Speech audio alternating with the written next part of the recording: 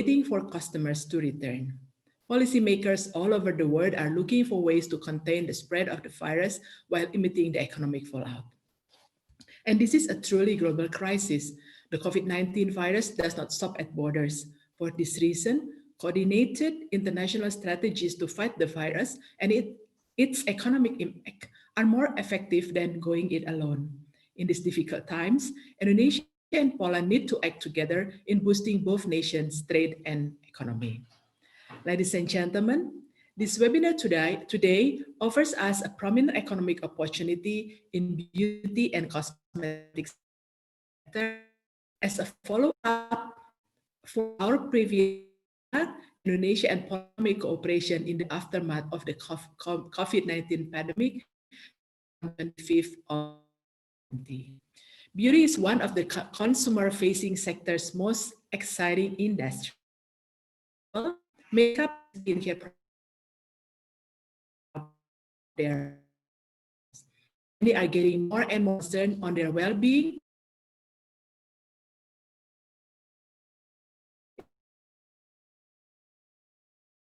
Of cosmetics and beauty products, but sales of other common cosmetics to the main for hairstyling and perfume, even skincare. Being the largest economy in Southeast Asia, Indonesia has enjoyed a healthy and steady economic growth over the year. Moreover, the progressive trend of people, especially due to the increasing population in Indonesia, who make beauty products as their main needs,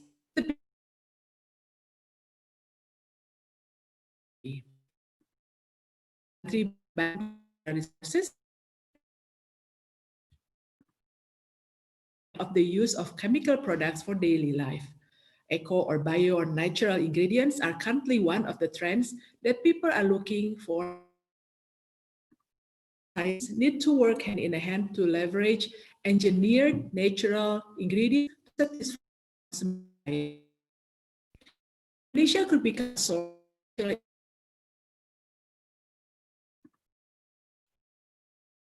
Okay.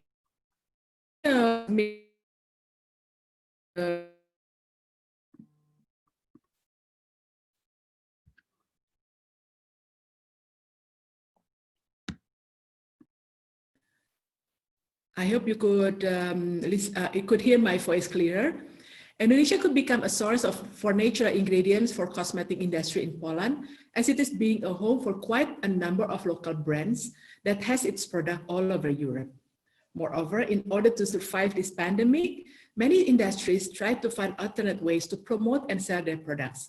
With limitation to make in-store purchase, digital platform is becoming more resilient to scale up sales.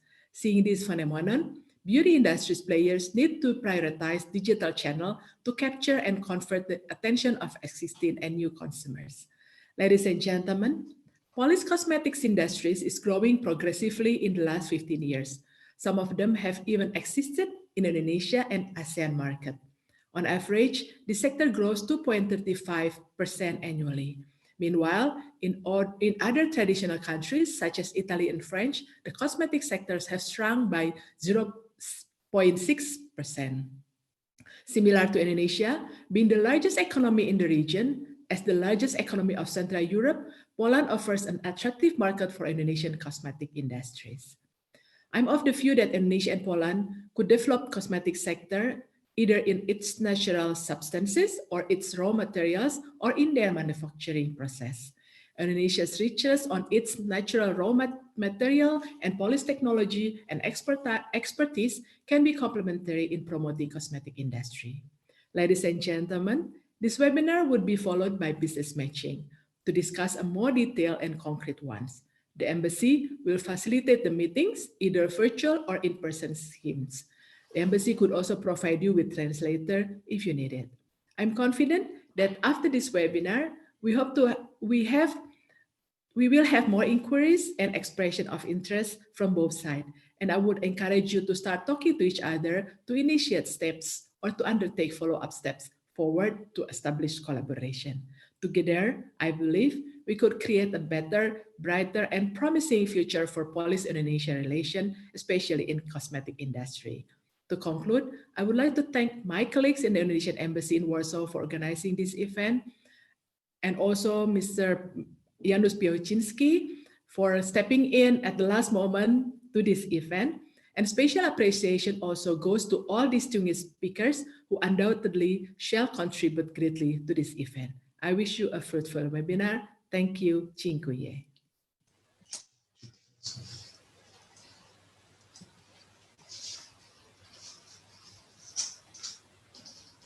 Mr. Janusz Piechociński speech. His Excellency, now you have the floor. Ekscelencjo, Pani Ambasador, Szanowni Państwo, w imieniu Izby Przemysłowo-Handlowej Polska-Azja witam wszystkich na webinarze firm kosmetycznych z Indonezji i Polski. Epidemia COVID-19 znacząco utrudniła dotychczasowe i sprawdzone w ekonomicznej praktyce mechanizmy naszej komunikacji. Nie tylko handel coraz mocniej przenosi się do internetu, ale w związku z ograniczoną możliwością bezpośrednich kontaktów na targach, misjach gospodarczych, musimy i chcemy szerzej wykorzystywać możliwości współpracy na odległość. Jakie mamy atuty w relacjach Polska-Indonezja? Po pierwsze, chcę podziękować Pani Ambasador i Departamentowi Ekonomicznemu Ambasady w Warszawie za owocną dotychczasową współpracę i aktywność. Po drugie, informuję, że w ramach Izby Polska-Azja mamy bardzo aktywną sekcję Indonezja, która współpracuje z ambasadą w organizacji spotkań, wyjazdów, szukania partnerów dla polskich firm, otwierania polskiego rynku na indonezyjskie produkty i sprowadzane do Polski świetnych indonezyjskich pracowników. Po trzecie, w Izbie aktywne są inne sekcje krajów Azji z dużą diasporą przedsiębiorców Unii Europejskiej i w Polsce, znających dobrze indonezyjską gospodarkę i jej ofertę, choćby w ramach ASEAN, ponad 40 000 Wietnamczyków w Polsce, czy bardzo aktywną diasporę chińską, szczególnie wykorzystującą możliwości jedwabnych szlaków dla wymiany handlowej Azja-Unia. Przypominam, że od 1 sierpnia weszła w życie umowa o wolnym handlu Unia Europejska-Wietnam, a 15 listopada w Hanoi podpisano umowę o wolnym handlu krajów Azji i Pacyfiku. To dla polskiej i indonezyjskiej przedsiębiorczości tworzy nowe, dobre możliwości intensyfikacji współpracy. Wykorzystajmy te nowe możliwości. Izba przygotowała szeroką informację dla indonezyjskich partnerów i przedstawiła nasze możliwości.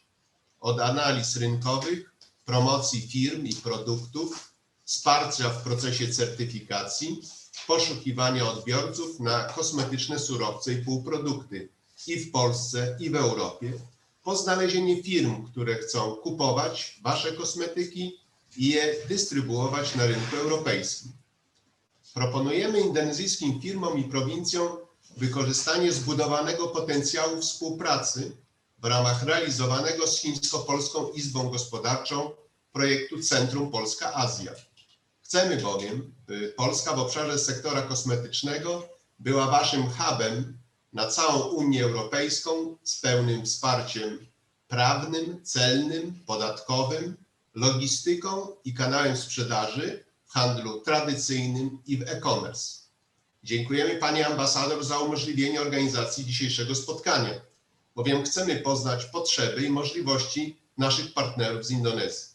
Cieszę się, że mamy już przygotowany ciąg dalszy spotkań i działań koordynowanych przez Departament Ekonomiczny Ambasady, tak aby produkty indonezyjskie skutecznie dotarły na europejski rynek, a polskie znalazły się na rynkach ASEAN.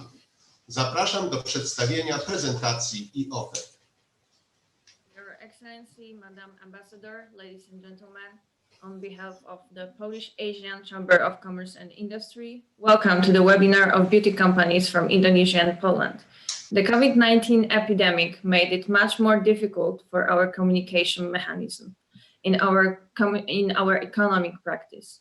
And it's not only getting trade, it moves more to the internet, but in connection with limited possibility of direct contacts on first economic missions, we must and we want make more of our collaboration opportunities on distance. What are our advantages in Poland-Indonesian relations? First of all, I would like to thank the ambassador and the economic department of the Embassy of Warsaw for the fruitful cooperation and activities so far. Secondly, I would like to inform you that as a part of the Polish Asian Chamber of Commerce and Industry, we have a very active Indonesian section which cooperates with the embassy in organizing meetings, trips, looking for partners for Polish companies, opening the Polish market to Indonesian products, and bringing great Indonesian employees to Poland.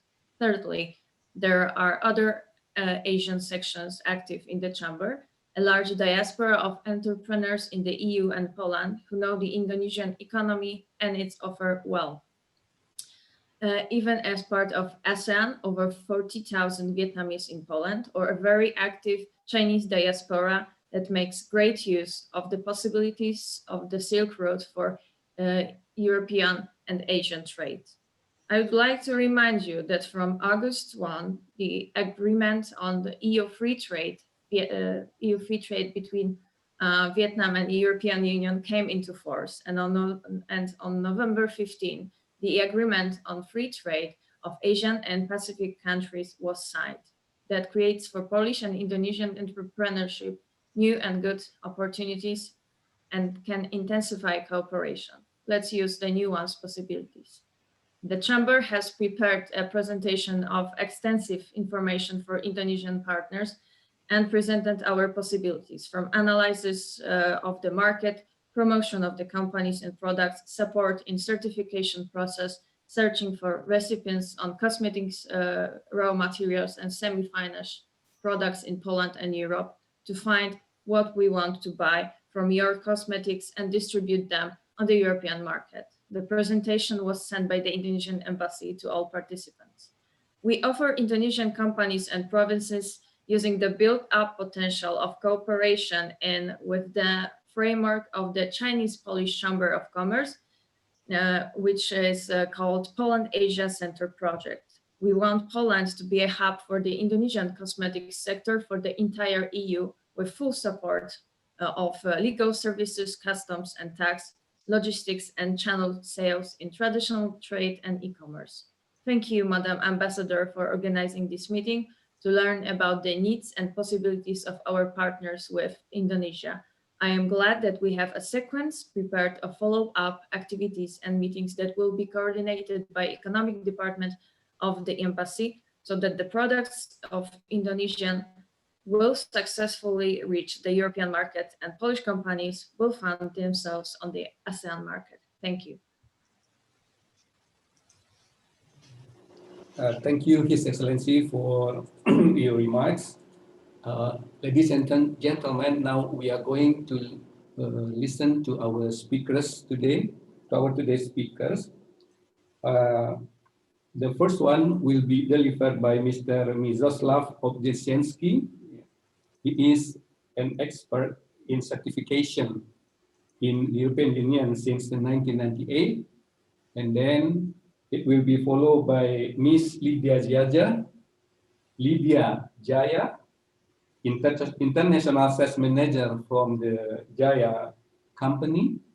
And then will be followed by Mr. Songgao, the President of MBB and MW Logistic Company. And will be followed by Ms. Ioana Marchand, Deputy Director of Targi Kielce. And then will be continued by Mr. Baohua, President of Good Day Poland. And this is the last speaker from the Polish side. After that, we'll come to the presentation from Indonesian speakers from Mr. Kilala Tilaar and Ms. Dewi Sari. And now we give the floor to Mr. Mieczysław Obiedziński to present the presentation. You have the floor. Good morning. I hope you can see my screen. Could you just confirm that the screen is being seen? Yes, we can see the screen. Great, thank you. Hello, good morning. My name is Mieczysław Obiedziński. I'm a CEO of TIFSIT Poland, Polish legal entity of TIFSIT Group, International Testing, Inspection and Certification Body. I'm very welcome and thank you very much for the invitation for today's meeting. In my short presentations, I will just highlight the main requirements regarding cosmetics, what appears to Polish market, but also it's also opening the door to the European market, because about the harmonized law, this is compared together. So basically, as I said, we are an international company, so we are also present as a TIFSIT Indonesia in your country. So because that we are, I would say, connected together, we are able to make synergy of our services and help you to get access to also to the Polish market. Just in short terms, about the requirements about the cosmetics. And the market in the European Union regarding cosmetic is harmonized, especially regarding the basic requirements about the safety and the requirements for producing the cosmetics in Poland and in the European market. We have a basic regulations of 2023 from 2009 that defined all needed and all basic requirements about cosmetic products. I highlighted most important element that has to be provided during the importing or during preparing the cosmetics on the Polish market. First of all, I think one of the most important thing is that the cosmetics and also raw materials to the cosmetics products cannot be tested on animals. This is forbidden, and this is one of the element that has been checked, and also cannot be this kind of products and this kind of raw materials cannot be imported to European Union. It has to be tested in the other way, just to be according to the regulations and according to the specific type of raw materials of cosmetics, or especially elements that are being occurred to type of testing. The product has to comply with the good manufacturing practice, what is of course described in these regulations. The good manufacturing practice takes into account all needed processes, all needed infrastructure, and the kind of production that has to be that the cosmetics is produced according to the regulations. We have a harmonized ISO standard, ISO 22716, who defined all needed requirements to comply with these good manufacturing practice. This is also quite important because a manufacturer can also be certified by the third site accredited body under this certification, that this also gives, especially for the importers, the compliance to the regulations of the cosmetics regulation. In this good manufacturing practice, we have the requirements according to infrastructure, according to the quality control, according to the ingredients, to raw material, to supply chain, and also how the production has been also organized on the site. According also requirements according to the personnel, to the knowledge, to the competence that they have to also have to provide safe and high quality cosmetics. what is also important, in European Union, there is a list of substances that can be only allowed and being also used to the cosmetics. So all these things has to be also taken into account, especially checking that the ingredients of the cosmetics are on the lists. The last thing, what is also very important, every cosmetics that is placed on the market have to provide an assessment product safety report that gives the information, especially to the authorities, that the producer or importer provide all necessary steps to fulfill the compliance and to be sure that the product is placed according to EU rules. These are the most important things that these regulations came, and this is the core basic to be provided. Of course, there are some specific requirements, especially from very specific clients, like vegan declaration, like EcoCert approval for ecological products. But this cosmetics, this regulations opens the doors to the market, and then of course it gives possibility to sell in European Union. What are these elements that we can also support, especially here for Indonesian market, and for the Polish market? We are providing certifications according to good production practice 227016. We are accredited body in Poland, so we are also be able to provide these kind of services also abroad. What is also one of our very strong advantage and added value, especially that we are able to provide accredited standards also in other countries. We are when it's also planned to cooperate with retailers. This is also a very specific IFS high APC standard certification is also needed to open and to be sure to be in compliance with the requirements of supply chain for retailers. We are also conducting inspections according to FAO label requirements to get the European Vegetarian Union mark. As also for cosmetics, we are one of the inspections body in European Union to be approved for making this kind of assessment.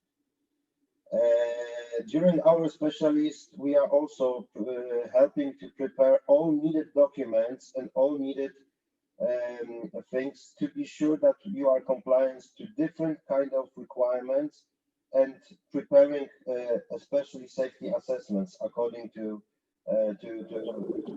regulation.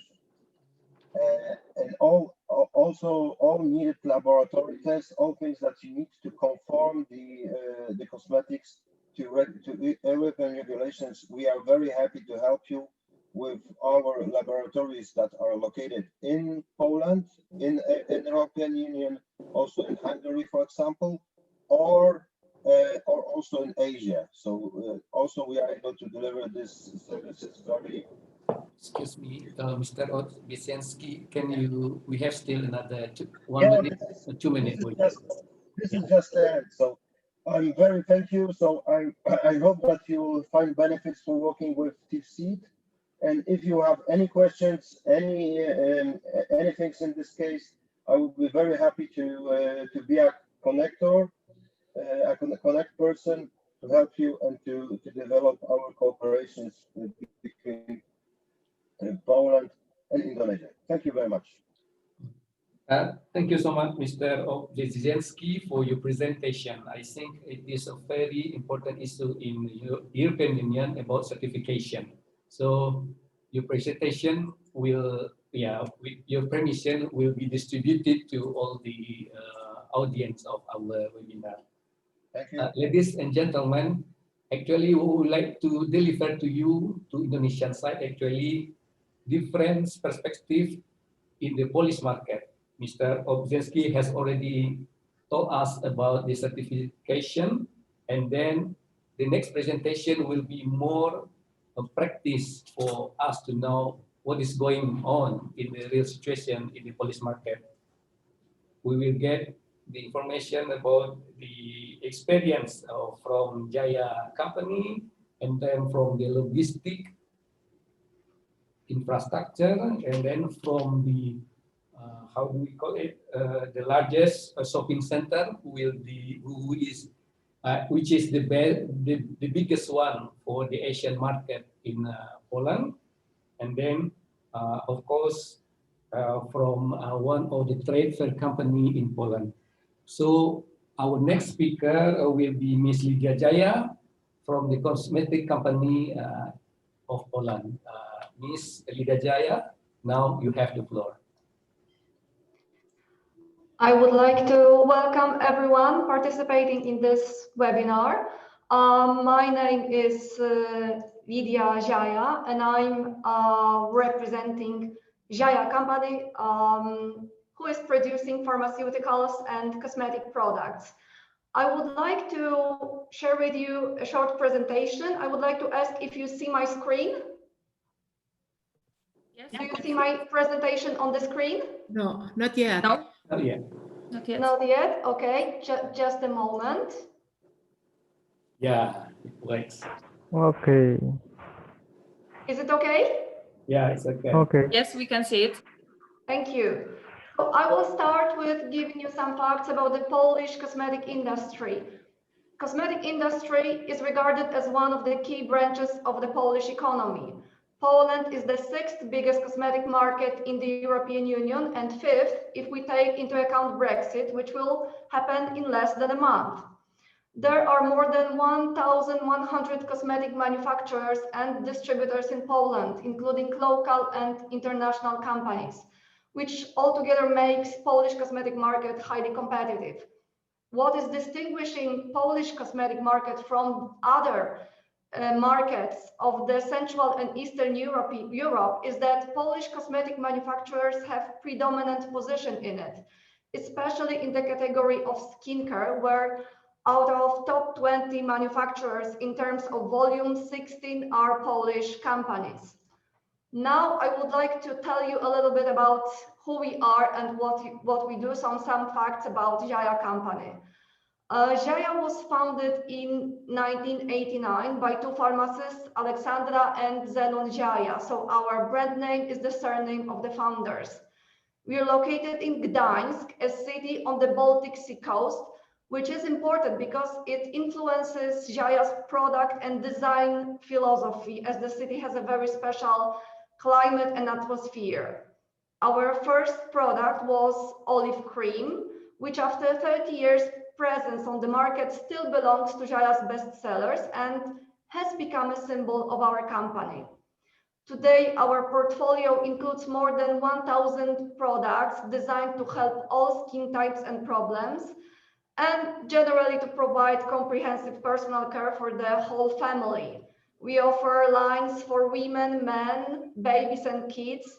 We have face, body, hair and oral care products. And also what is important, we are a producer of pharmaceuticals. Our products are skin and environment friendly. All products bearing Ziaja name are produced in our own production facilities, which are located in an ecological zone with its own water intake. We have a vast laboratory base, including research and development laboratory, physical and microbiological laboratories. And our production of pharmaceuticals and beauty care products complies with the GMP standard. Now you will have an overview of our products. I decided to present you our newest lines. So at the upper left corner, you will see Baltic Home Spa line, which was introduced this year. And as you can see, the name directly refers to the company's location. As ingredient inspirations, there is fig extract, algae, marine algae, and ilipe butter or elite butter. It's pronounced in differently. And for example, below there is acai berry line with the main ingredient being acai berry extract sourced from Brazil. Regarding the position of Ziaja brand on the Polish market, Ziaja is #1 in such product categories as face creams and face toners, and second in sun care and cleansing milks. And we are among top 5 brands in facial washes, makeup removers, BB and CC creams, hand care, body scrubs, and intimate hygiene washes. Regarding our presence on the international markets, we are now selling to over 50 countries around the world.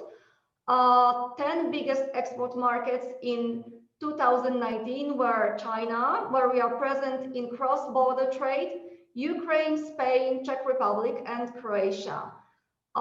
In Asia, Ziaja is present in such countries as China, mentioned already, Japan, Malaysia, Mongolia, Singapore, South Korea, Taiwan, and Vietnam.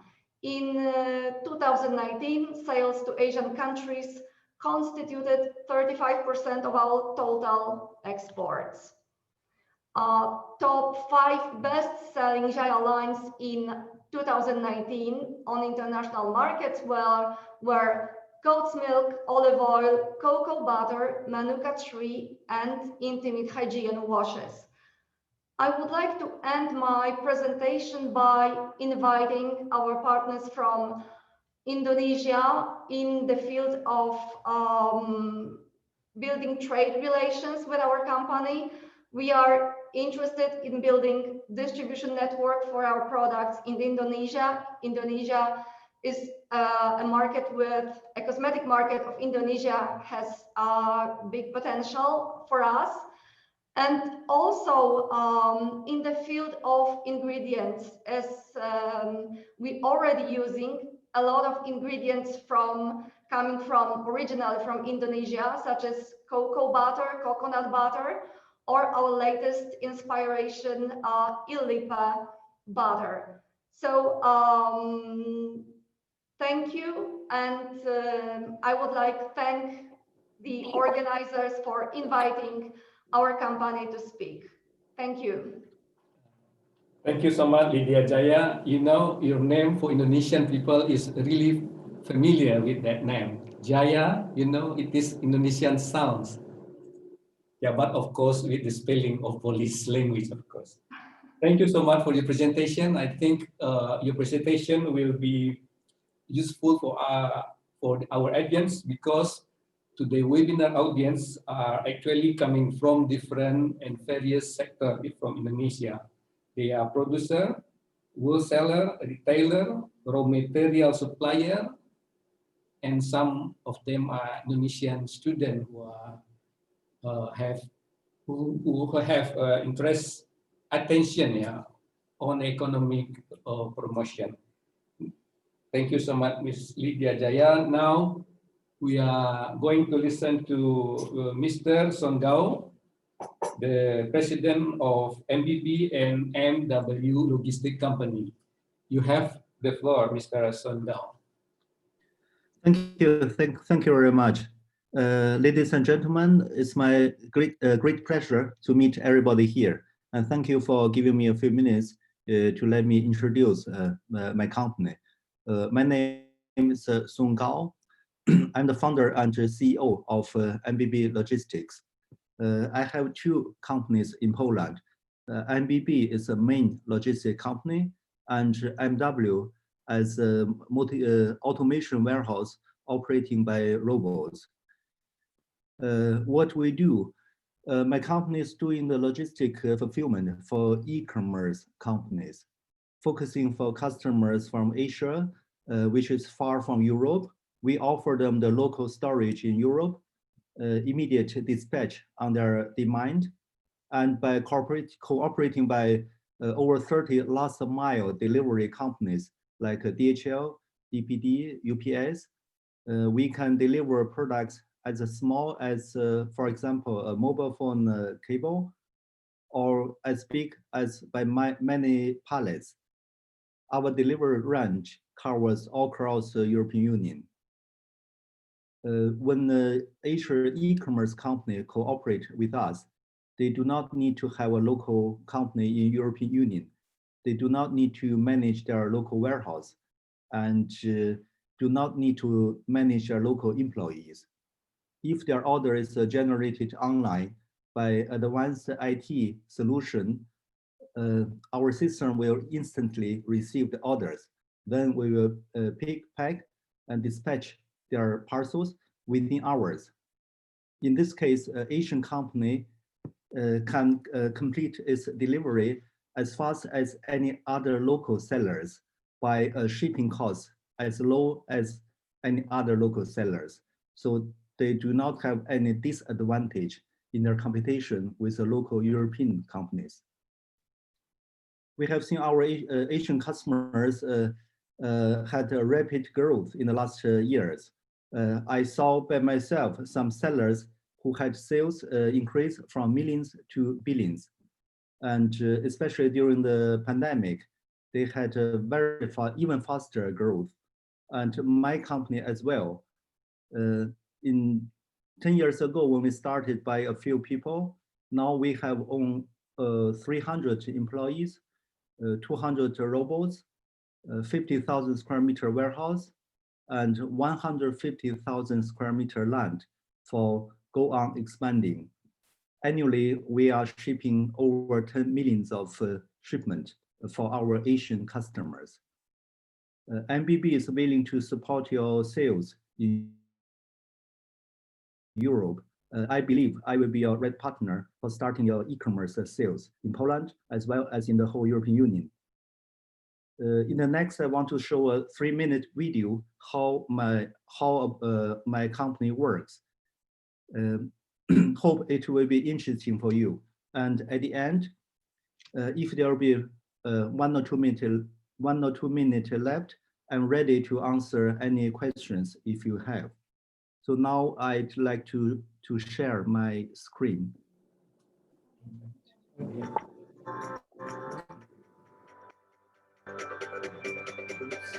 The company's perfect location in the Kostrin-Słubice Special Economic Zone in Słubice, right at the Polish-German border, newly opened and roboticized logistics hall, as well as many years of experience, make it an ideal partner for e-commerce enterprises.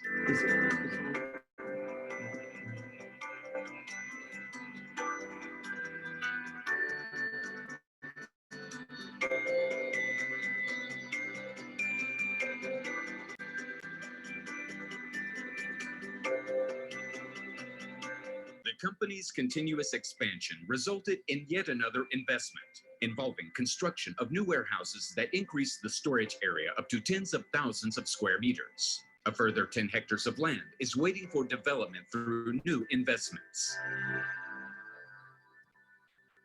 Locally, MBB aspires to become a recognized and trusted employer by regularly increasing the number of its employees and improving their working conditions. The number of people employed and parcels sent has been steadily growing since 2010. MBB does not lose its momentum and, in the years to come, plans to consistently focus on intensive development and expansion of its potential on a global scale in order to provide top quality services and become a leader in its industry. Gazella Biznesu Award for 2017 has been a proof of our intensive development.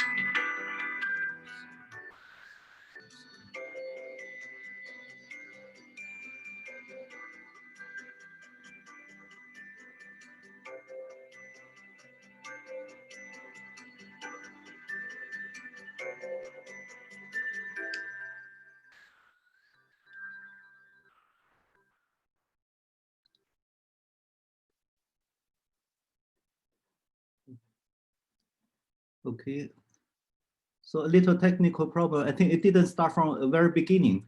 If there's a 2 minutes left, I want to show the next video of my automation robot warehouse for 2 minutes. Yeah, this.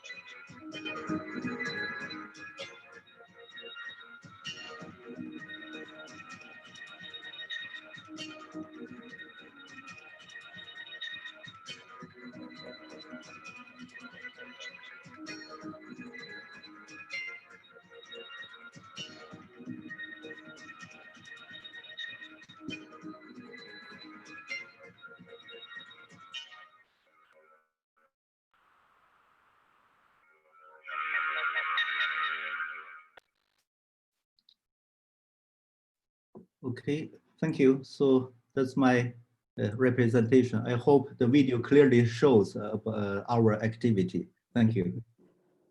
Thank you so much, Mr. Songao, for your presentation and the video. I see. Good afternoon, everyone, and welcome to the very first session of our Textile Quality Assurance webinar series. My name. Okay. Mr. Songao, thank you so much for your presentation. Yeah, it's very sophisticated equipment that you now at your company now for making sure the logistic scheme, logistic infrastructure works very efficiently. Thank you so much. Ladies and gentlemen, now we are going to listen to Ms. Joanna Marsan, Deputy Director of a trade fair in Kielce region. Ms. Joanna Marsan, now you have the floor. Hello, everybody. Madam Ambassador, Mr. President, ladies and gentlemen, my name is Joanna Marcian and I represent Targi Kielce. Now I'd like to tell you a few words about my company. Being the second largest exhibition center in Central and Eastern Europe, we have many years of experience in creating the best possibilities for business relation to exist and develop. Targi Kielce annually attracts over 300,000 visitors and guests from nearly 60 countries and about 7,000 exhibitor companies. Every year we organize over 70 exhibitions and 700 conferences. Most of the exhibition that we organize is B2B expos. Taking this opportunity, I would like to introduce you a new project which was created in cooperation with Polish Asia Chamber of Commerce. Let me share the screen.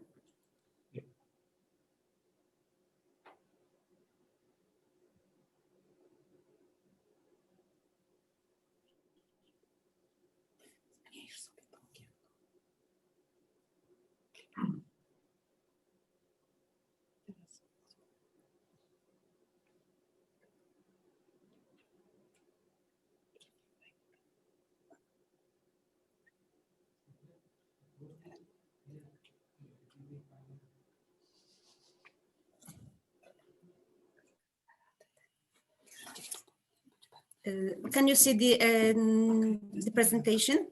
Yes, we can see. Yes. This is our new product, which we have organized last time. It is a virtual platform for trade exchange. And the main goal of this platform is cooperation, introduction, and promotion of new products, Polish on foreign markets and foreign on Polish market. At the moment, due to pandemic, personal contact have been very difficult. So we have created a tool that will help to consolidate the previous contacts and establish a new contact between companies. We want to help companies from the various industries to promote their products among commercial companies. We are focusing especially on such destination like as if Indonesia. Taka Business Exchange, it is the name of our portal, a new dimension of business at Targi Kielce. We connect people in business. These words have been the main motto of employees of Targi Kielce for years. Taka Business Exchange is a project that would make it easier for companies to appear on international arena. The world is a global village. Today in the area of internet and rapidly changing reality, the flow of information and associating in the right rate is even more important. Especially for you, we have created a unique platform for the exchange of commercial offers dedicated to companies looking for new development paths, as well as contractors and investors looking for particular and very valuable information about foreign market. The Business Exchange is a platform which was made together with bilateral chambers, like as if Polish Asia chambers. Taka Business Exchange is a place where business owners can find practical tips and tricks on new market. The portal consists description of industries and the most chosen export destination, as well as a handful of practical advice from the expert. Taka Business Exchange platform associates Polish and foreign companies with potential contractors for countries such as Brazil, China, Kazakhstan, Georgia, Mozambique, Turkey, and Indonesia. Foreign companies can also search the platform for Polish producers or distributors of selected products and services. The website gives opportunity to leave business cards of companies, enable establishing contacts, arrange B2B meetings, and cares for continuation of future relation between them. It is also a calendar of business, trade, and exhibition events. We also would like to invite all participants and companies to cooperate with us. Thank you for your attention.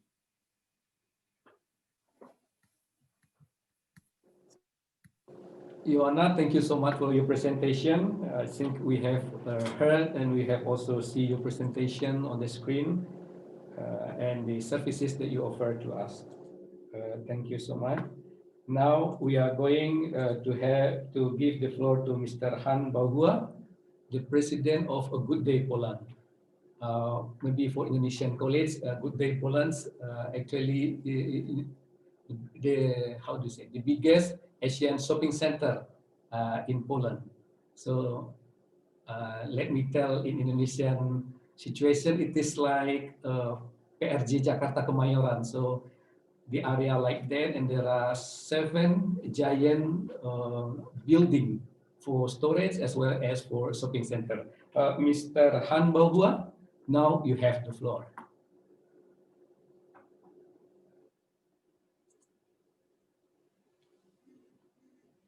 Mr. Han Baohua? Yes, you have the floor now. Can you hear me? Yeah, we do. Can you hear me? We do. Yes? Yes. Excellent Ambassador, Mr. Chairman, ladies and gentlemen. I was happy to accept the invitation to present DD Poland's offer for Indonesian entrepreneurship. Our meeting shows how much new initiatives and contacts are needed in an increasingly global economy. For over 25 years, I have been managing the largest in the European Union Chinese capital shopping center with over 200 million USD in investments, GD Poland. We have 150,000 square meters of sales and exhibition space. In our neighborhood are there shopping centers of Vietnamese and Turkish capitals. More than 4,000 companies from many countries exhibit and trade in our center. Every day, over 12,000 cars of buyers from 60 countries, Central and East European, come to our center. 10 years ago, the vast majority of products came from China, and there were many clothes and footwear.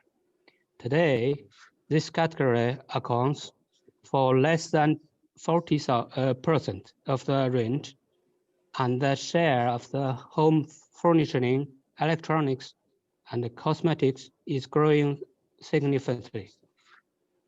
Currently, GD Poland sells products from several dozen countries in Asia, Asian, East Europe, Turkey, and the Balkans. For several years, GD Poland and the Chinese-Polish Chamber of Commerce, which I manage, have been cooperating with Prime Minister Janusz Piechociński and the Polish Asian Chamber of Commerce and Industry, in which, apart from Indonesia, India, Central Asia, and Arab countries, there is also the Chinese section that is headed by one of the members of GD Poland management. The result of this cooperation is a product Poland Asia Center, based on the transforming GD Poland traditional shopping center into Asian business center, specialized in the exchange of traditional trade with forwarding, logistic, and warehouse facilities, in which an entrepreneur from Asia receives all the necessary information about trade, investments, conditions for interacting Asia goods on the Union market, but also receives support in financial, tax, and customs service.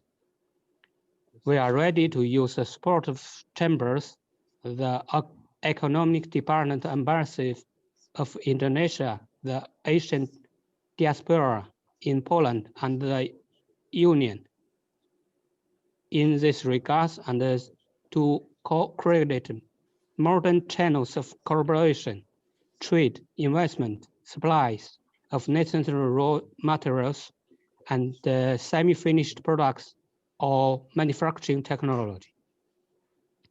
Numerous Vietnamese companies also operate in the GD Poland. And now, after signing the Asian Free Trade Agreement in November with China, Japan, Korea, Australia, and New Zealand, we want Indonesian companies and products to appear in GD Poland. What we propose: 1. For the government of Indonesia or the leadership of individual province or Indonesia Chambers of Commerce, opening in GD Poland and on professional terms and permanent expansion and sales pavilions in not only Indonesian products will be displayed, but will also be sold in bulk, provided with warehouse facilities, and if necessary, supported by proven forwarding, logistic, and transport companies that operate between Indonesia and the European Union. 2. A similar offer for the companies or groups of companies. In both cases, we can indicate our own term of employees or support your employees in conducting business in Poland. For example, use people from Indonesian community in Poland. 3. We can identify the company or companies that sell cosmetics in GD Poland, have appropriate stance, experience, and regular customers in Europe. 4. We can lead Indonesian cosmetics and beauty products to the GD Poland online store and ensure efficient distribution for recipients in European Union. Importantly, we also want to use the opportunities of Chinese and Vietnamese entrepreneurs operating in Germany or other Union countries. For example, Scandinavia, who buy wholesale supplies from companies opening in GD Poland. I'm looking forward for a fruitful cooperation. Thank you very much. Thank you so much. Thank you so much, Mr. Baohua, for your presentation. Ladies and gentlemen, now we come to the Indonesian section of presentation. For the first session will be delivered by Mr. Kilala Tilaar, the president or the CEO of Marta Tilaar Group. Mr. Kilala, now you have the floor. Thank you. Very good afternoon from Jakarta. Very good morning in Poland. Yeah. My name is Kilala Tilaar. I'm the CEO of Marta Tilaar Group. Thank you so much, Madam Ambassador, Ibu Siti Nugraha Mauludiah, and then His Excellency Janusz Piechociński, Chairman of Polish Asia Chambers of Commerce. Thank you so much, KBRI, for hosting me this morning in Poland to share with you the Indonesian potentials in terms of natural resources to be used in cosmetics. Let me share with you all the presentations, my presentations for today. I'll be very quick. So the embassy in Poland requested me to deliver a webinar in terms of with the themes of natural resources and its contributions to global beauty industry.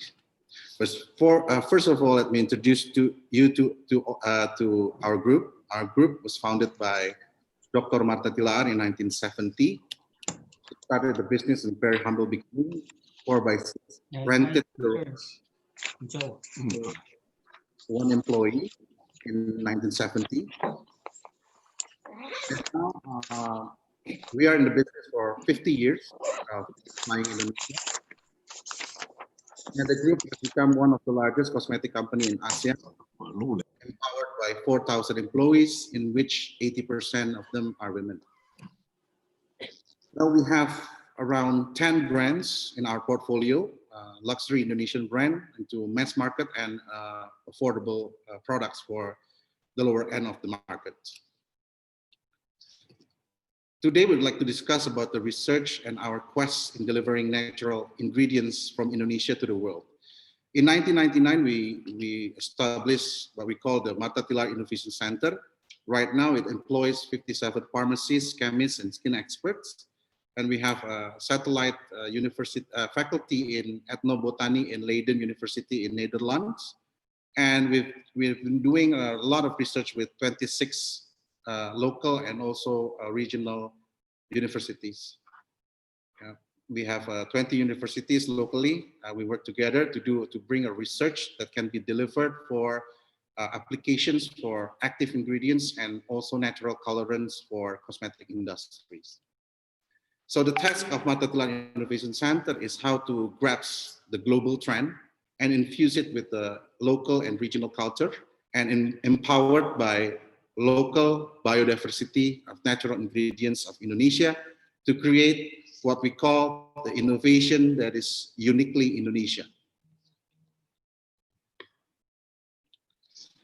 We focus on the two subjects of potential of our countries. Number one is Indonesia natural resources. People said that probably Brazil is number one in terms of biodiversities in the world, but it's not counted the biodiversity of the sea.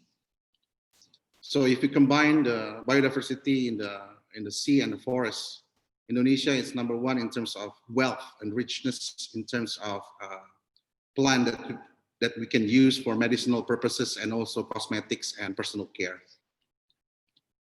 So this is Indonesia. Indonesia is a very vast country, it consists of 270 million captive markets, consists of 17,000 island and 300 ethnicity groups. As you can see, our country is archipelagic countries, and this is why Indonesia have a lot of potentials in terms of markets and also in terms of biodiversities.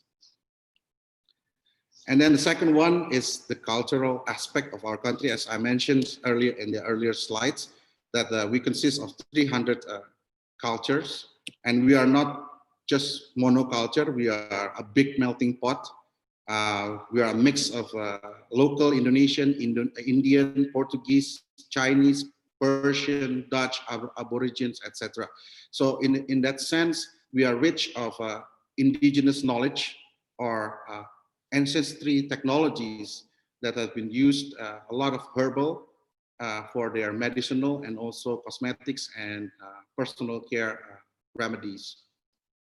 So my proposal is, if you combine the biomarine potentials, which is known now, we use around 7,000 species, times the 300 ethnicities, in which every ethnicity has its different approach on how to formulate their own medicine and also personal care products or what do you call formulations. So we can see a lot of potential in Indonesia that have not been tapped in. We can find almost 2 million empirical evidence that can be used or utilized by using advanced technologies to prove it scientifically.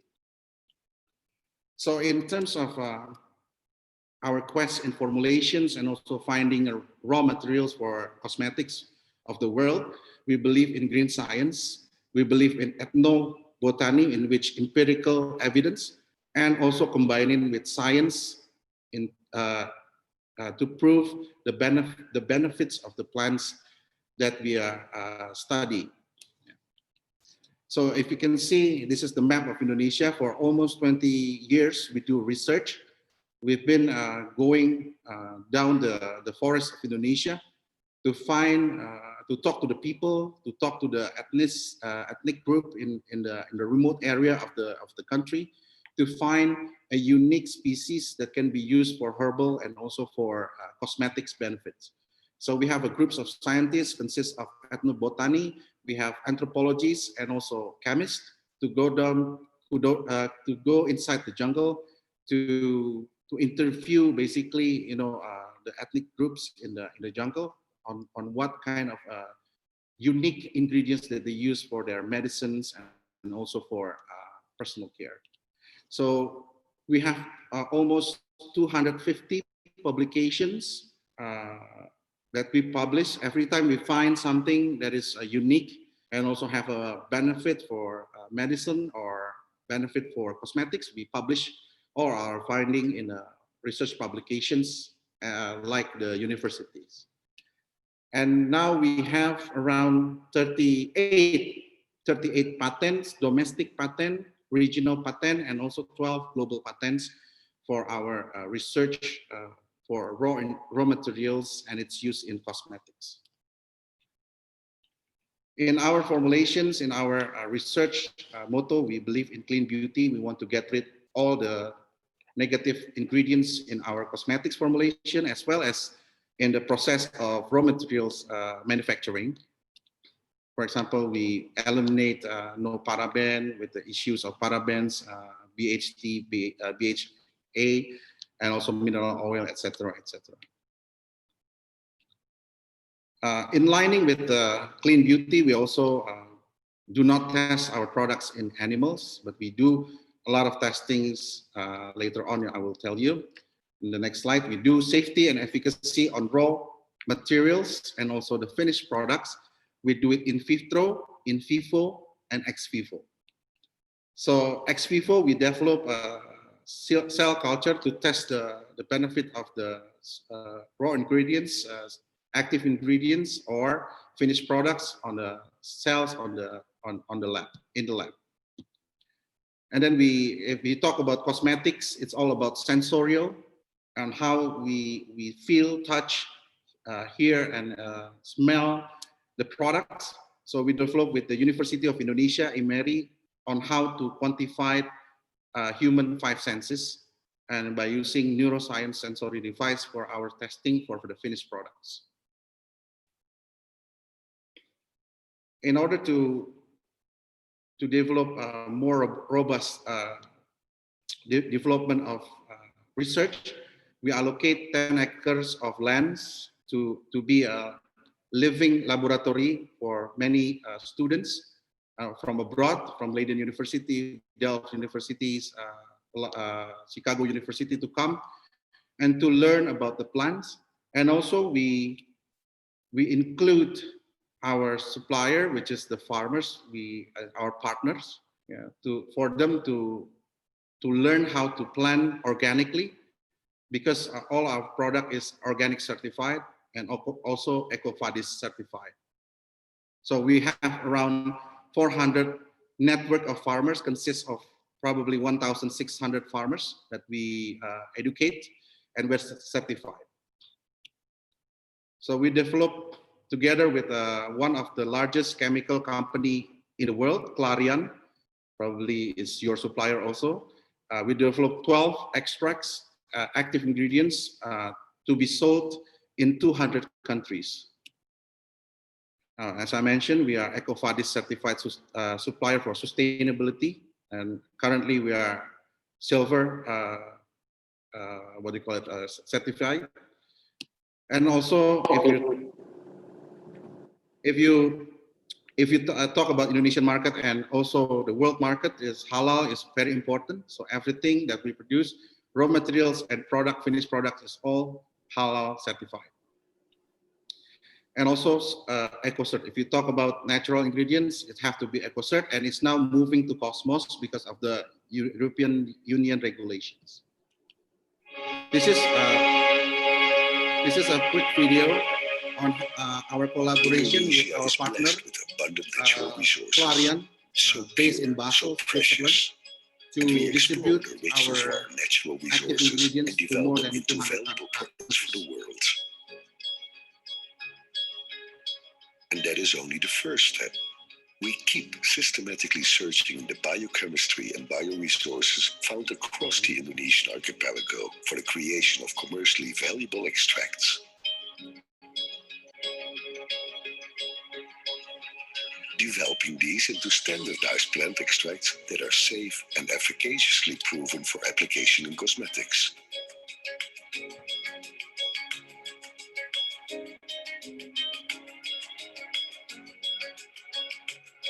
Based on the national geographical identity, we can guarantee traceability of all resources.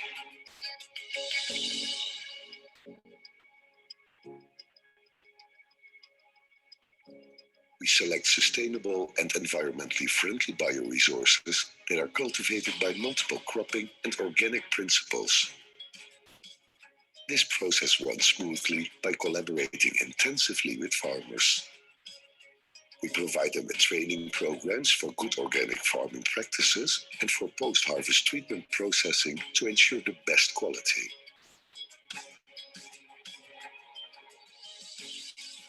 Ya, saya petani kumis kucing, sudah lama sebetulnya di kumis kucing hampir 15 tahun. Dulu produksi kumis kucing saya rendah dan harga pun juga rendah.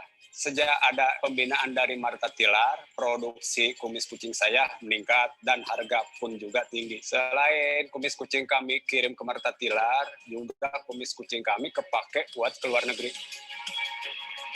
So not only research and selling the active ingredients, but also we want to connect with the farmers for a better living, a better life standard. Lunas, abdi tiasanya kalakeun urang kali dugi ka Universitas UNJ. Besides technical And for training, we also sometimes the conduct farmers community are very development poor in our programs, country, specifically and not women every empowerment programs. Through a child scholarship in that program, village girls from want to marginal learn families are trained as study, professional spa formal study. therapists. So we provide With the them with security of employment, they enjoy a better therapist welfare and the training pride of being part of the team of because a we have big enterprise 55 whose spa professionalism is outlets recognized around the globally. region. And we continue to step up. To develop superior quality products, we meet the global international standards of ISO 9001-2015 and ISO 14001-2015. We comply with the domestic good manufacturing practices and adhere to the halal standard as quality assurance for halal health and beauty care. And this is our biggest step, the presence of Plantasense Berto, an exotic and unique product created from the best natural ingredients found in Indonesia's biodiversity. Pak Kilala, with your permission, I would like to remind you we still have another minute for presentation. Innovative and sustainable solutions for customers from many industries. We aim to contribute to Clarion's portfolio for the professional beauty and personal care products in local communities and the global market. Plantasense Berto, naturally brought to you by Clarion and Martina Berto. So that's one of the research. This is an example of our innovations, the first organic and halal certified products in the world. It's a grape seed from Bali in Singaraja, and we found that the seed have 20 times greater than vitamin E, 50 times greater than vitamin C. This is the products. This is the efficacy results. That is for lightening and moisturizers. This is the second one. This is a combinations between pomegranate in North Sumatra that contains anthocyanins and also irons and zinc. And we combine it with the sea lettuce that we extract from Nusa Tenggara Barat, which is one of the most virgin beaches shore in our countries, to have a result of a very potent anti-aging profile. Next is the natural colorant. We do a lot of research for the future and collaborating with Sensient, one of the US chemical company in the US. We collaborate research to find natural colorant for food, personal care, and cosmetics. Right now, we are managed to have natural colorants for foods and also for personal care. But for cosmetics, we still need to find a better solution for that. For example, we patented hibiscus as one of the coloring agent. This is red hibiscus, widely known in Bali for ceremonies. And it contains flavonoids, anthocyanin, and ascorbic acids. And the main chemical, the pigments that we extract in terms of powder and liquid is cyanidin 3 isoporosite, which is brownish and red. Second one is butterfly pea or kembang telang in our countries. Usually for dye for foods. It's been used by a US company for snack food industries. With delphinidin as a main chemical pigment. We have also secang. Secang is an Indonesian plant, Southeast Asian plant that usually we use it to dye the garments, natural batik, what we call batik, and also for food and beverages. So it contains brazilin. Brazilin is the pigment, number one pigment that causes the pigment yellowish and red. So that's the color, and we try to use secang in our formulation for lip cream and lip tint. We are not able to use it 100% natural, but at least we can reduce the chemical compound to 61%. So this is the product that I mentioned. Eksotika keindahan Sumba menginspirasi perempuan Indonesia untuk berani bereksplorasi. Baru, so this Sari product we use natural colorant instead of hybrid. Multifungsi make up, lip and cheek, untuk lipstick dan blush on. Mix between the chemical and also the natural colorant. And ringan dan lembut we are very dengan inovasi Stay Moist Avocado Lock. Sekali usap, warna langsung on dan menutup sempurna. Jadikan perempuan Indonesia auto cantik sepanjang hari di setiap eksplorasi dirinya.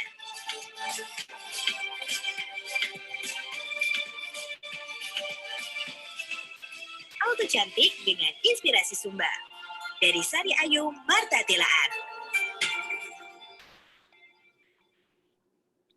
So that's one of the example of our products. This is my last slide. We believe, as a scientist, we believe in local wisdom. Without science will be forgettable. But science without local wisdom has no identity, no relevancy, and no storytelling. Thank you so much. Thank you so much, Pak Kilala, for your presentation. It is a very insightful information for all of us, not only from Indonesian side, of course, but also from for the Polish company.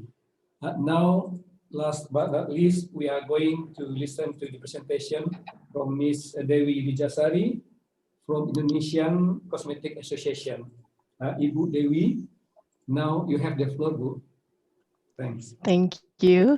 Very good morning to all the distinguished participants, and also good morning to Ibu Madam Ambassador. And I would like to thank you for the invitation to Indonesia Cosmetic Associations. And I'm representing the Indonesia Cosmetic Association to provide you some insight about the Indonesia halal cosmetic market. Please allow me to share my screen.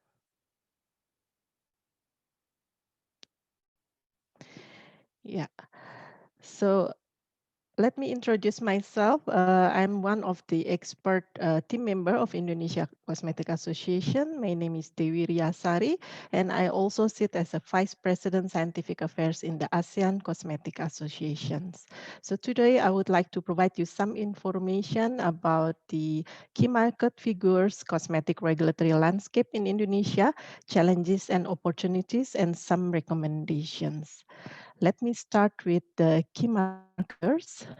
So here are some of the information about the halal and Muslim population.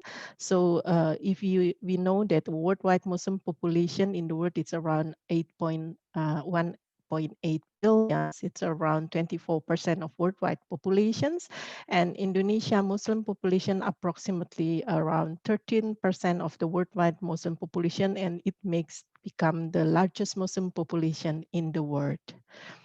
So in terms of the Indonesian demographics, so you can see that the number of population is around 270 millions, and you can see that the potential young millennials consumers is around 15%. And if you can see the graphics in the right part, so the consumers divided into different level, the upper, middle, and lower consumer. However, you can see the growth for each level is quite high. So this is the Indonesia cosmetic and personal care market. If you can see that the market is still dominated by personal care, and then also followed by skincare and also cosmetic products such as decorative or makeup products. So approximately our forecast in 2020, it's around 7,000 in US dollar millions. You can see the number. And in terms of the marketing channel, of course, the online market is still dominated, offline, sorry. However, during the pandemic situation, the online market also growing quite fast, So let me try to explain to you about the halal key market figures worldwide. So if we talk about the Muslim population, it's around 1.8 billions. And if we see this number of populations spending around 2.2 trillions with the annual growth approximately 5.2%. So it is forecast around 6.2 annual growth in 2018 up to 2024, with the number of the spending, it's around 3.2 trillions. And among these 6 real economic halal sectors, if you can see in the right part, halal cosmetics become one of the biggest economic sector. So there is a steady growth in halal cosmetic market globally, driven by rise of Muslim population and also consumer awareness for halal products. And Muslim spends on cosmetic forecast to reach 95 billion by 2024. And some business opportunity, if you can see here in 2020, the hot sectors for growth is halal nail polish, halal face cream, and also for fragrance or for perfumes. And in terms of the platform, the halal cosmetic in e-commerce also quite promising, and also the linkage between sustainable and halal cosmetic concepts also quite strong. So let me next introduce you about the cosmetic regulatory landscape in Indonesia. So cosmetic in Indonesia is definition of pharmaceutical preparations, and since Indonesia located in ASEAN region, so we are following the ASEAN harmonized cosmetic regulatory scheme, and we refer to the ASEAN Cosmetic Directive for all ingredients used in cosmetic product. And this directive actually we refer to the European Cosmetic Directive, or probably now it's European regulations for their ingredient annexes and also the amendments. So for the notification process or registration process, it's managed by the Cosmetic Registration Directorate under National Drug and Food Control, or we call it PPOM. If you see the statistic of the commodity being registered in this year, so you can see here the number of cosmetic is the highest one. So in terms of the registration process, we call it the cosmetic notification. It's I think it's almost similar with the European system, yeah, online notifications. So we also have the online system. We call it Notifcos or notification registration online system. And in total, the process that you need to proceed for the registration of your product, it's around 2 until 3 months. So you need to have the registration of your business entity before you goes to the product registration process. And for the import procedure, there are 2 schemes in Indonesia, which are border scheme and post-border scheme. And for cosmetic, we are following the post-border.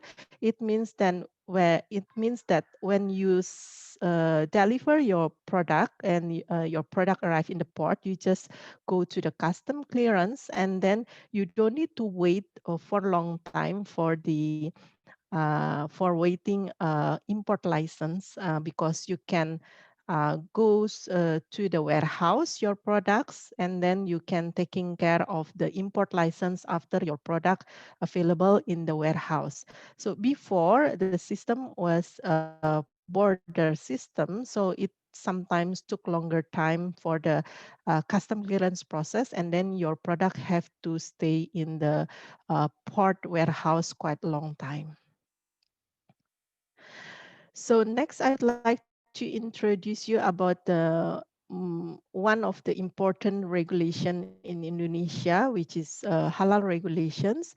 And in the government just enacted the halal law last October 2014. because of the consideration quite larger number of the Muslim population in Indonesia.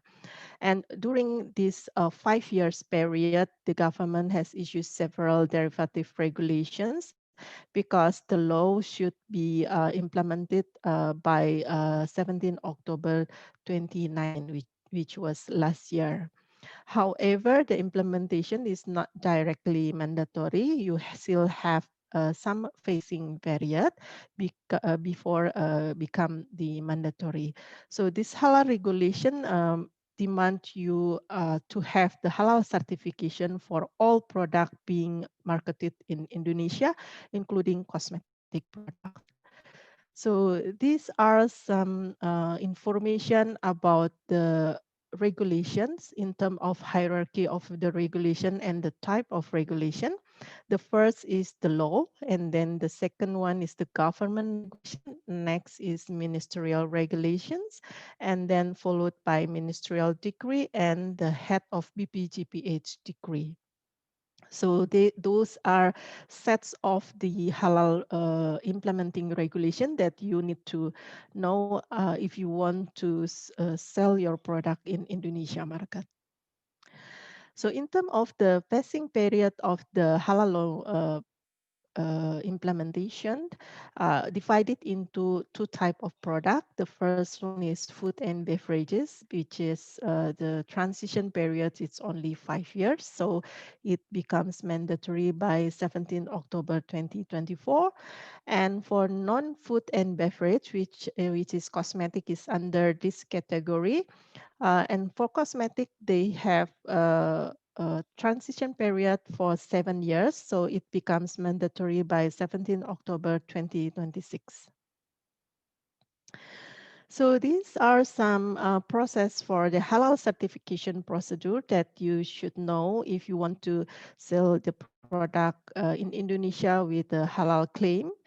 So the business actor, you have to submit the application to the BPGPH. BPGPH is actually the new government body under Ministry of Religious Affairs. It is Halal Product Assurance Organizing Agency.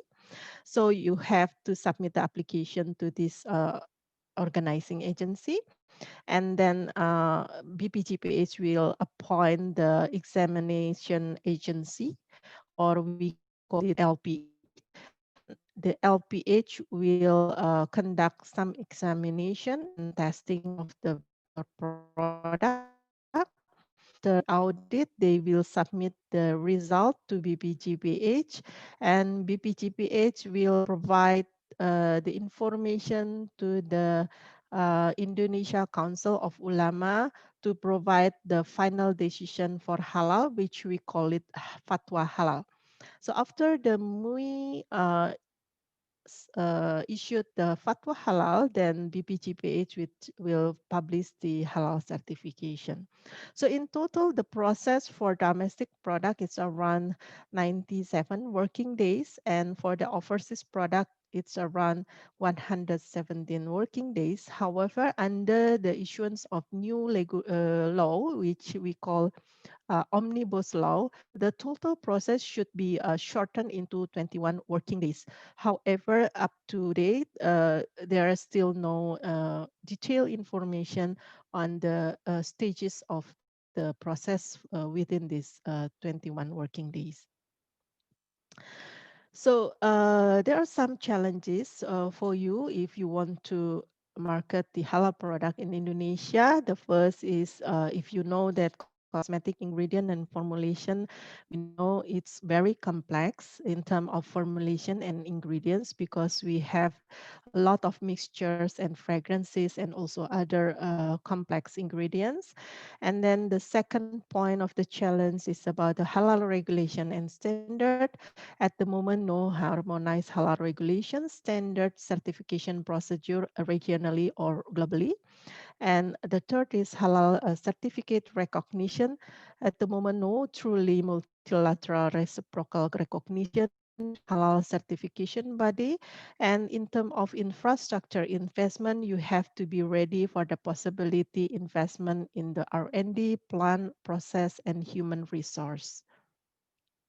So despite all of those challenges, we also still have some opportunities for the halal market, because the halal now is not only become a symbol of religious, but also symbol of the quality assurance. So the halal industry has evolved to a holistic halal concept that becoming a global symbol of quality assurance, choice for both Muslim and non-Muslim consumers. So you can also reach wider, largest market segment of Muslim populations and also gain consumer trust and loyalty. So in other hand, as Mr. Kilala also already presented about the clean beauty, so most of the halal beauty industry also link the halal claim with the clean beauty or ethical beauty concepts. So halal certified product can bring new product concepts and uniqueness that can complement with other trend of eco-ethical lifestyle products such as natural, organic, vegan, hygiene, and safe product. So here are some recommendations for the cosmetic industry. If you're really interested to develop the halal cosmetic product, then you need to conduct a feasibility study on the halal proposition and also develop a halal product pipeline during this phasing period of halal certifications.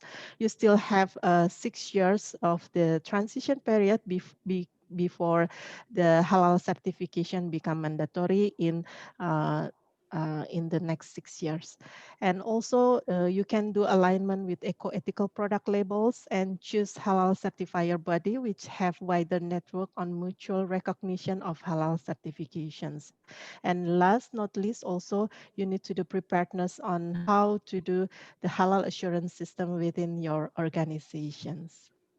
So these are my presentation. If you still have any questions, you can deliver the email or drop email or also contact me to this email address and also to this number. Thank you very much for your kind attention. Thank you so much, Bu Dewi. I always forget your name with Rijah, because it is the old pronunciation system. No. Ibu Ria, thank you so much for your presentation. You're welcome.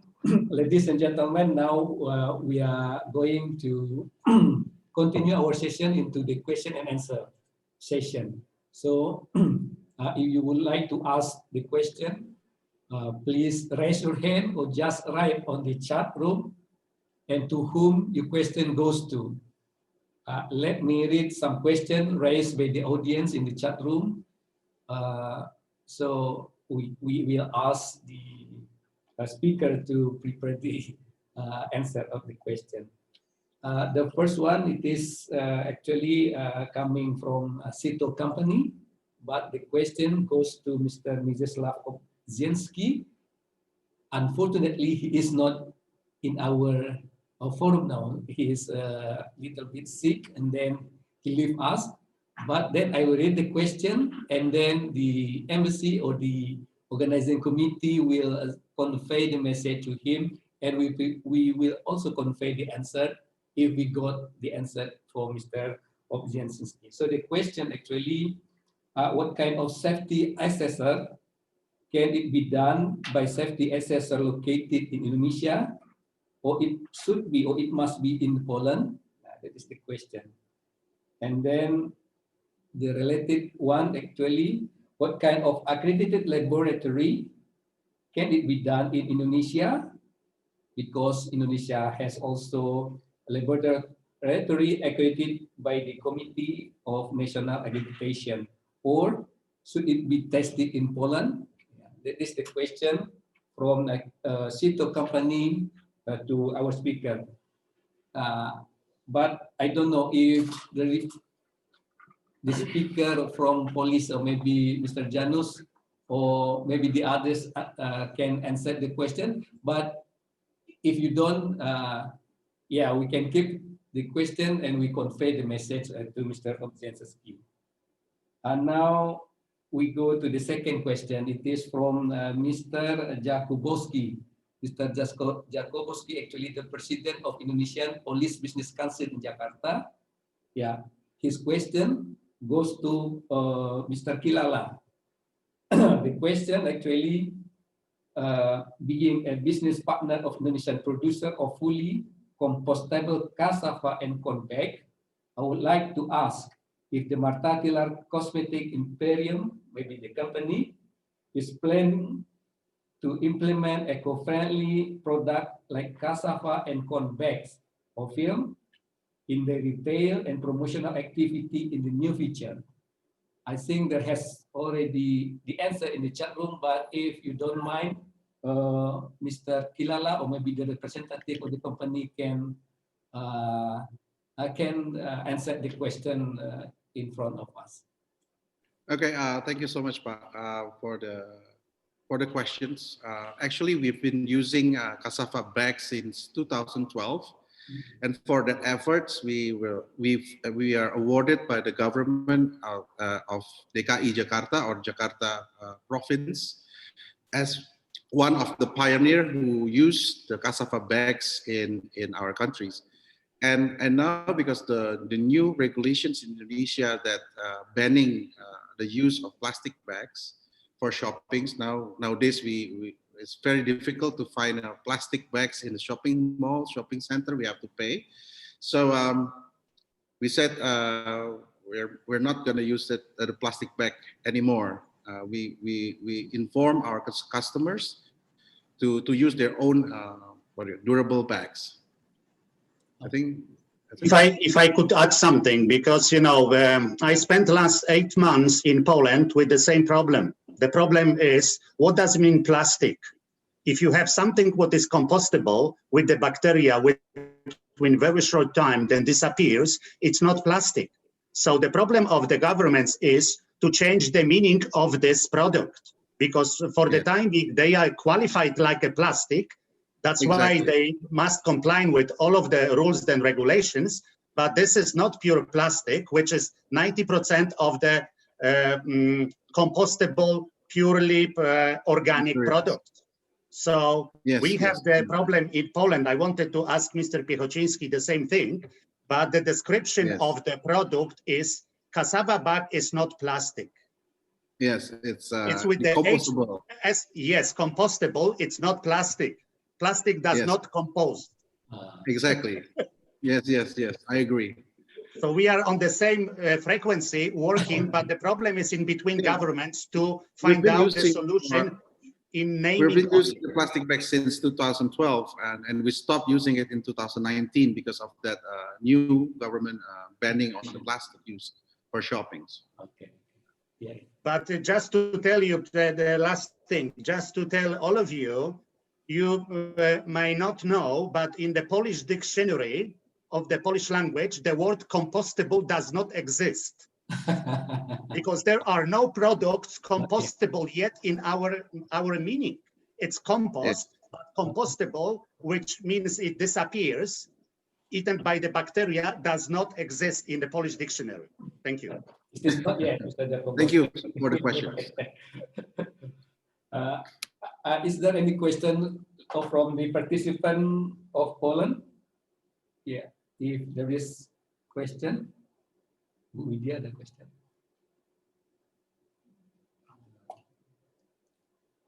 I don't know if there's no question.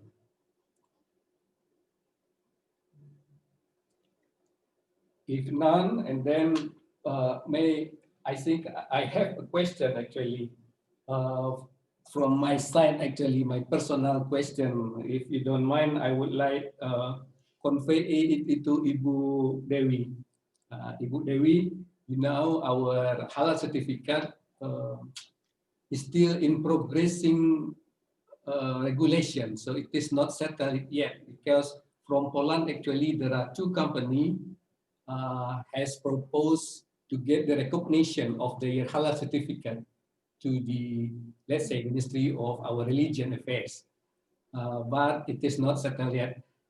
But one of them, we call it from the Muslim Union League in Poland. They have already got the recognition of the certificate, but only for the dairy product. So I don't know. Is there any inside information from Indonesian side about how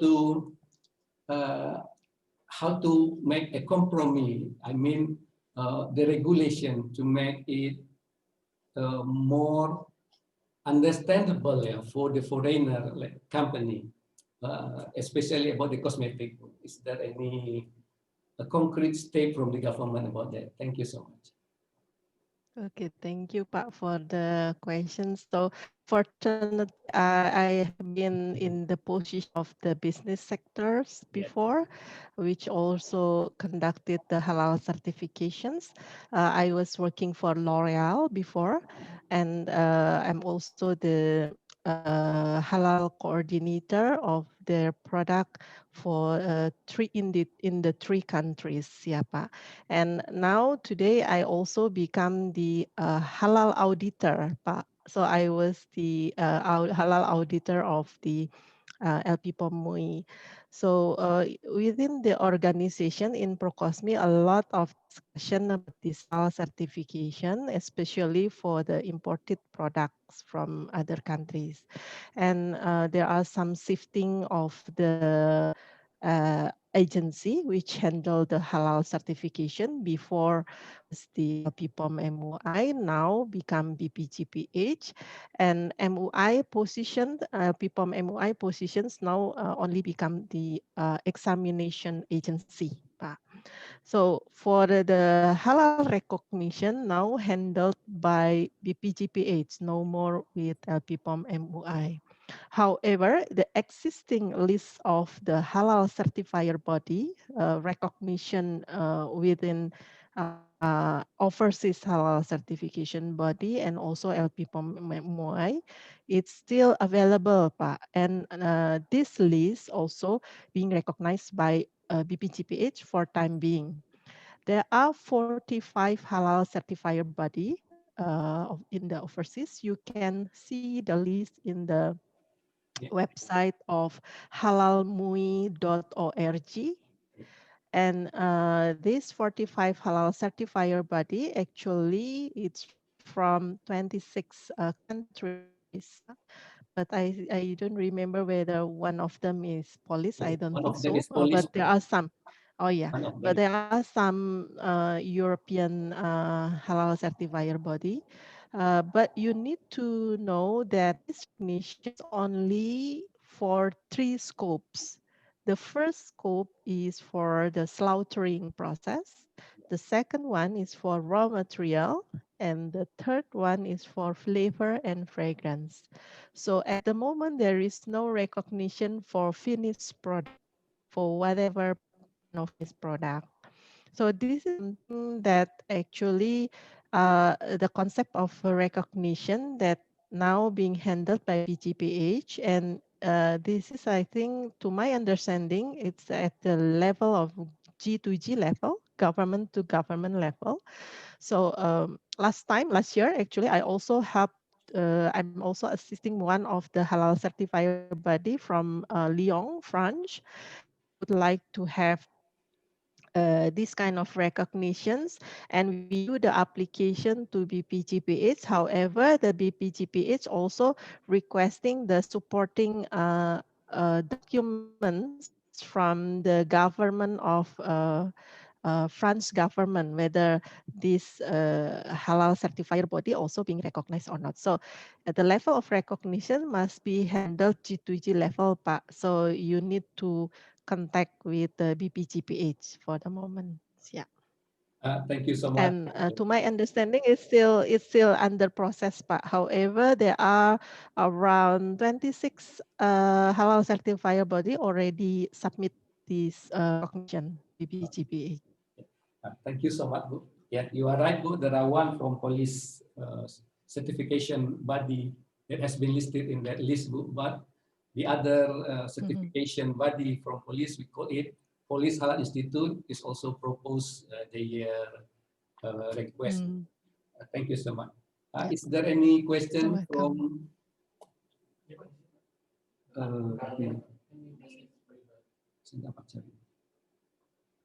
From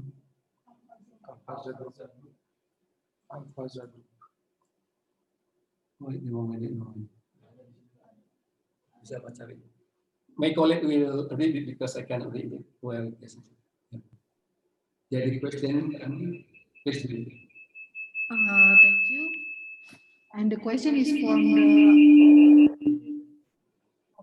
So the question is from Alfonso Group. Alfonso Group is asking about the potential in potential. Sorry, wait a second. The potential of swallowness in cosmetic industry in Poland. So I think that the question is for the Mr. Piechociński maybe, or for Madam Ziaja. Lidia. Madam Lidia Ziaja. One of Indonesian company is asking whether the swallowness has a potential in the cosmetic industry in Poland. Please, Madam Ziaja or Mr. Piechociński.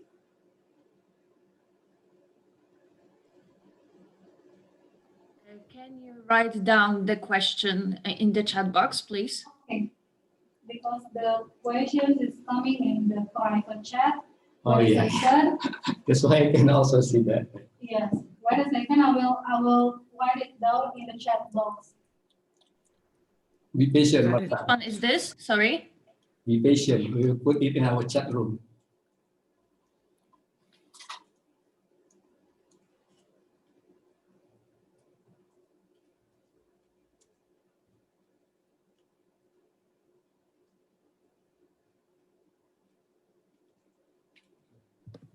I'm sorry, can you write this down again because I cannot find it and therefore I cannot translate it to Mr. Piechociński. Yeah, wait.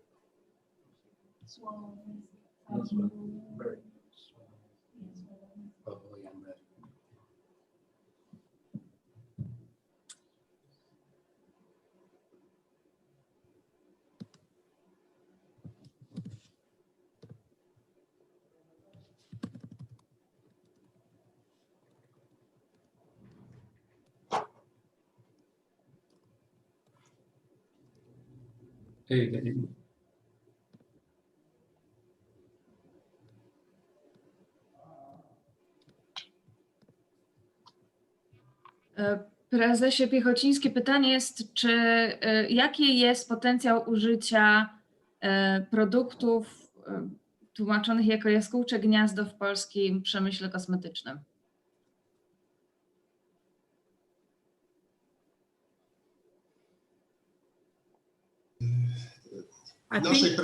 W naszej prezentacji jest informacja o tym, które sektory rynku kosmetycznego rosną.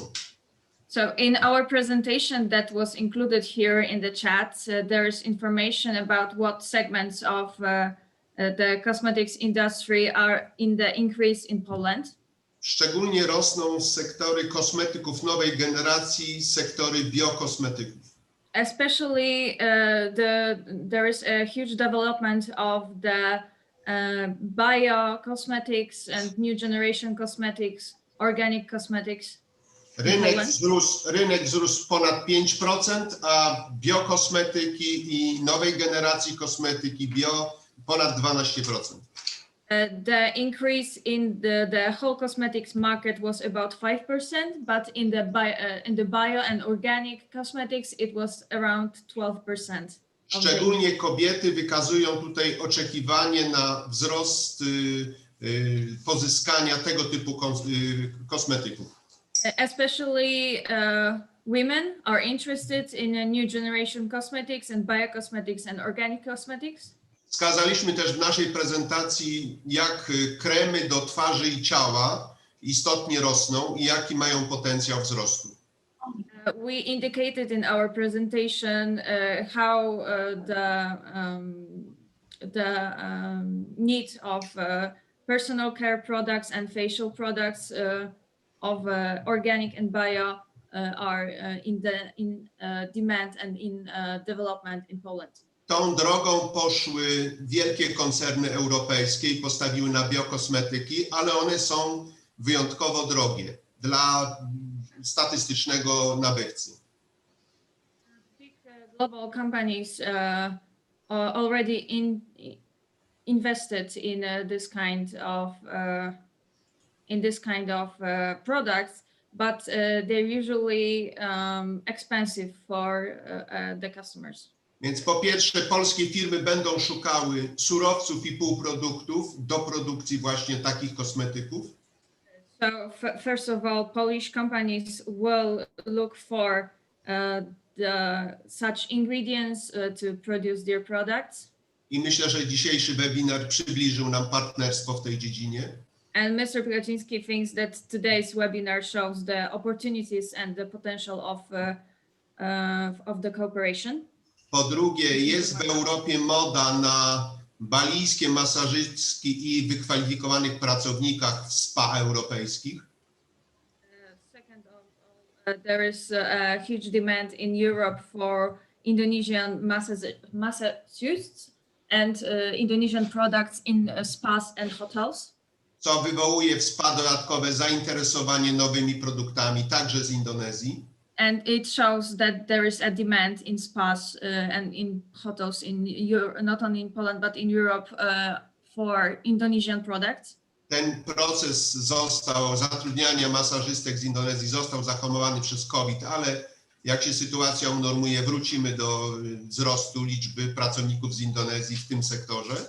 Okay, thank you Alvasa Group for explaining what the swallowbird nest is. Mr. Piechociński, jest to ślina ślina ptaków. Tutaj dodając to. So it can be an ingredient for the cosmetics. So although the interest between Poland and Indonesia was a little bit stopped by COVID, but Mr. Piechociński thinks that after we will finish our fight against COVID, the demand will increase. A więc po pierwsze wzrost eksportu indonezyjskich produktów do europejskiego spa, po drugie dystrybucja w internecie i wzrost produktów indonezyjskich w e-commerce europejskim. So Mr. Piechociński thinks that there should be an increased export of Indonesian products to Poland and to European Union when it comes to the products for spa and hotels, cosmetics products. And the second of all, it's Indonesian companies should consider their promotion on e-commerce platforms because the e-commerce had a huge increase when it comes to the value of. Podkreślam tę kwestię też ochrony zwierząt i dlatego preferowałbym produkty i środki przede wszystkim roślinne. Mr. Piechociński is suggesting that sometimes the ingredients from animals are not very welcomed in Europe because we prefer ingredients of more nutritional and natural. Yes, and natural. So it can be sometimes it can be problematic. It needs to be checked if the interested market will allow the ingredients from animals. Ja bardzo wysoko oceniam działania ambasady w zakresie zrównoważonego wykorzystania oleju palmowego, także w kosmetykach. Mr. Piechociński, he admires actions of the Indonesian embassy when it comes to spreading the knowledge about palm oil. No bo trwa konflikt w biopaliwach pomiędzy opcją rzepakową a olejem kokosowym. Because there is a conflict when it comes to the palm oil and the rape oilseeds. I często nadmiernie stygmatyzuje się rolę puszczy, farmy palmowych w ochronie klimatu. There is too big stigma when it comes to the palm oil and the environmental issues. A więc dzisiejsze prezentacje pokazujące choćby to zasoby naturalne indonezyjskiego rolnictwa i przyrody w zakresie surowców i półproduktów dla kosmetyki były bardzo ważne. So today's presentation about the Indonesian nature and its use for creating products and semi-products for cosmetics was very important. I ja myślę, że te działania, które podejmuje sekcja Indonezja, Departament Ekonomiczny, pani Monika Barzyc, które uzgodniliśmy w najbliższych tygodniach, będą służyły zwiększeniu wymiany handlowej i eksportu indonezyjskich półproduktów i produktów gotowych. Mr. Piechociński thinks that the actions of the embassy and of the Economic and Trade Department, when it comes to the further actions with connecting today's participants, will have their impact on increasing the cooperation and enhancing it. Europa będzie coraz bardziej otwarta na wysokie, ekologiczne i bardzo dobrej jakości, ale po akceptowalnej cenie produkty kosmetyczne z Indonezji. Europe will be more open for the Indonesian cosmetics with the high quality and natural ingredients. Thank you so much, His Excellency, for the answer. Ibu Dubes, we have already at the end of our session. Would you like to say something before we close the session?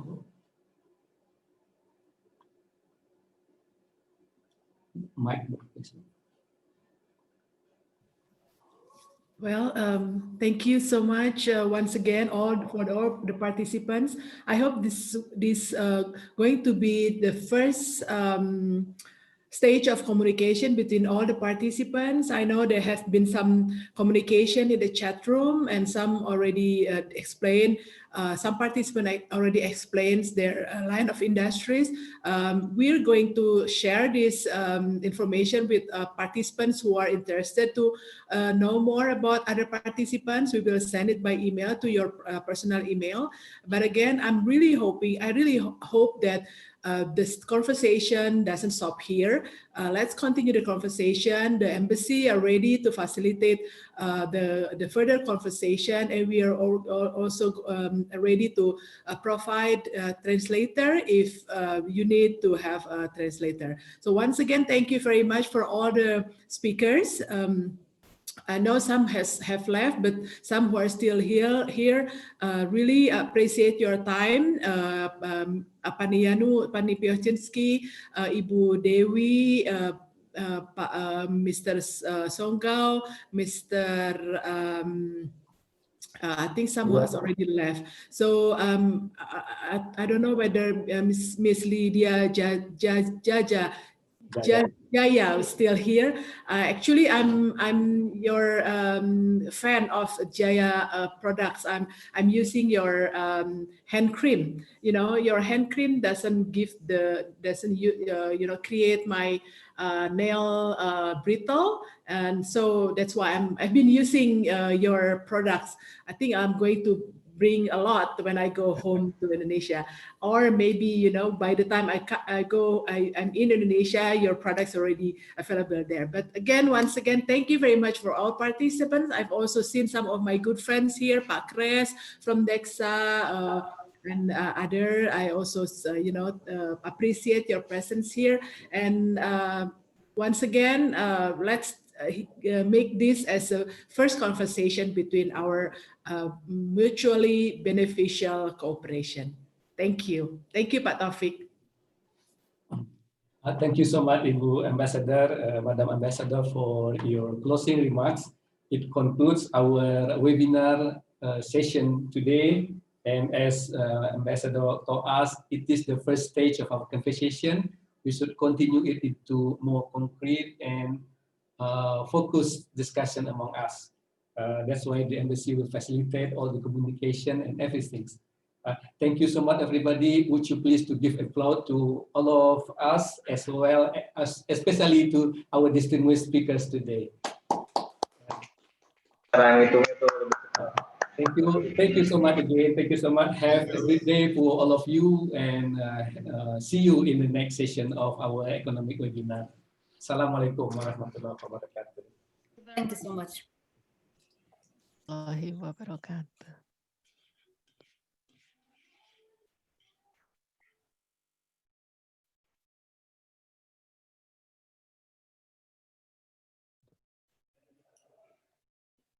Thank you, Mr. Taufik, for managing of the meeting. Have a good day. Dzięki Goodbye. bardzo. Thank Thank you. you. Goodbye. Dziękujemy bardzo. Thank you so much. Thank you so much.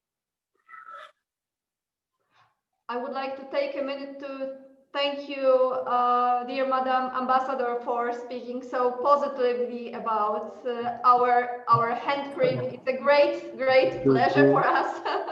Jaguar That itu ya? Madam Ambassador is using Jago our. Cruz, bukan Jago. Thank you very much. Bye Jago bye. pengen. Bukan.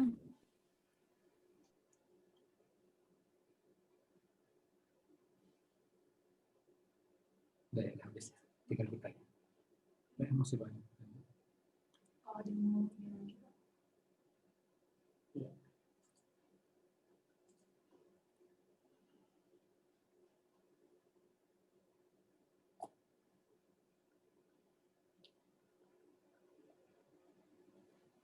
Alfaza, would you like to say something?